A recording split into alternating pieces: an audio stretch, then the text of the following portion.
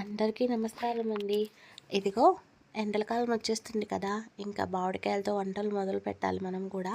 అందుకని నీకోసం నేను ఈరోజు మామిడికాయ పప్పు చేశానండి. మామిడికాయ పప్పు చాలా బాగుందండి. పప్పు అయితే ఒక్కసారి ఈ విధంగా ట్రై చేయండి. ఒక సీక్రెట్ ఇంగ్రీడియంట్ చెప్తాను. ఇదిగో ఇలాంటి మామిడికాయ తీసుకున్నానండి.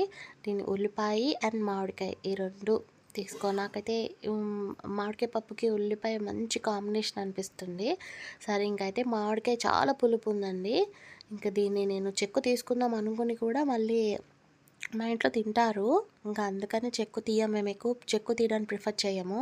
ఇదిగో ఈ విధంగా మామిడికాయని మనం తరిగేసుకొని సన్నగా ముక్కలు చేసుకొని పక్కన పెట్టుకోవాలండి. ఇంకా అలాగే ఉల్లిపాయ కూడా కట్ చేసుకోవాలి. ఉల్లిపాయ కూడా మరీ సన్నగా ఉప్మాలలాగా కట్ చేయకుండా కనిపించాలండి పైకి, అలా అప్పుడే బాగుంటుంది. ఉల్లిపాయ తరగడంలో కూడా మనకు టేస్ట్ అనిపిస్తుంది నన్ను అడిగితే.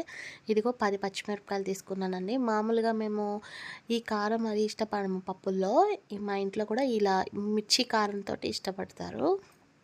అలా బాగుంటుంది కూడా. పులుపుకి మన పచ్చిమిర్చి టేస్ట్ ఎక్సలెంట్.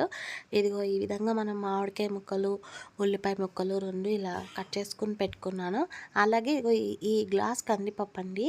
ఈ గ్లాస్ కందిపప్పుకి మామిడికాయ ఉల్లిపాయ ప్లస్ ఈ పచ్చిమిరపకాయలు పులుపు అంటే కరెక్ట్గా సరిపోతుంది. కరివేపాకు ఇంకా మనం కుక్కర్ పెట్టుకుని దాంట్లో ఆ గ్లాస్ కందిపప్పు వేసుకుని మంచిగా వాష్ చేసేసుకుని స్టవ్ వెలిగించేసి ఇంకా స్టవ్ మీద మనం కందిపప్పుని పెట్టేసుకుని అది ఇంకా దాంట్లో మనం అది మునిగేమైనా వాటర్ పోసుకోవాలని, గ్లాస్ వాటర్ పోసుకోవాలి పెద్ద గ్లాస్ తోటి.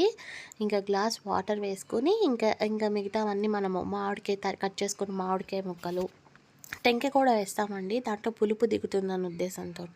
తర్వాత ఉల్లిపాయ ముక్కలు, అలాగే ఇంకా కరివేపాకు, పచ్చిమిర్చి ఈ ముక్కలు కూడా మనం వేసేసుకొని ఇంకా చిటికెడు పసుపు యాడ్ చేసేసుకొని బాగా ఇంకొకసారి కలిపేసుకొని మూత పెట్టేసుకోవాలండి. మూత పెడితే నాకు కరెక్ట్గా ఈ కుక్కర్కి 5 విజిల్స్తో ఎక్సలెంట్గా పప్పు మెత్తగా ఉడికిపోతుంది. ఇదిగోనండి ఈ విధంగా నేను బౌల్లోకి తీసుకున్నాను పప్పుని. తీసుకుని ఇదిగోనండి నేను చూపించిన మొట్టె తీసేస్తున్నా, జస్ట్ పులుపు దిగడం కూడా కోసమే వేశాను మొట్టని. దీన్ని కూడా మా తాతయ్య గారు వాళ్ళైతే పిండి బాగా రసం తినేవాళ్ళు, మొట్టె పక్కన పారేసేవాళ్ళు. ఏమోనంటే సీక్రెట్ ఇంగ్రీడియంట్ ఇదేనండి పప్పులోకి. ఎగ్జాక్ట్లీ మామిడికాయ పప్పులోకి అయితే ఆవాలు, జీలకర్ర, మెంతులు ఈ 3 కలిపి పొడి. ఇదిగో అలా ఆ విధంగా మనం లైట్గా అంటే ఒక చిన్న టేబుల్ స్పూన్ అనుకోండి, చాలా బాగుంటుందండి టేస్ట్.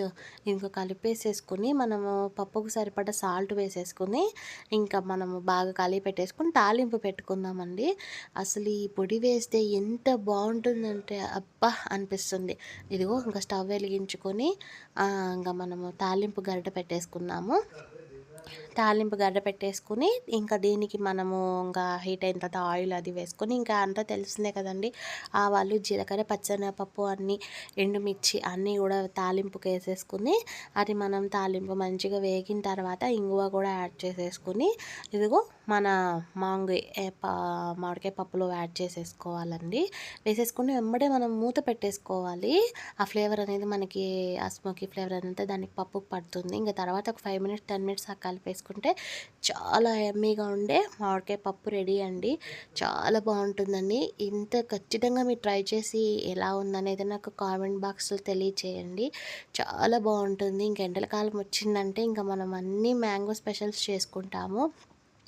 ఈ పప్పు మనకి అసలు అంత బాగుంటుందో మాటలో చెప్పలేను. థ్యాంక్ యూ ఫర్ వాచింగ్ అండి. వీడియోలు నచ్చితే లైక్ చేసి షేర్ చేయండి.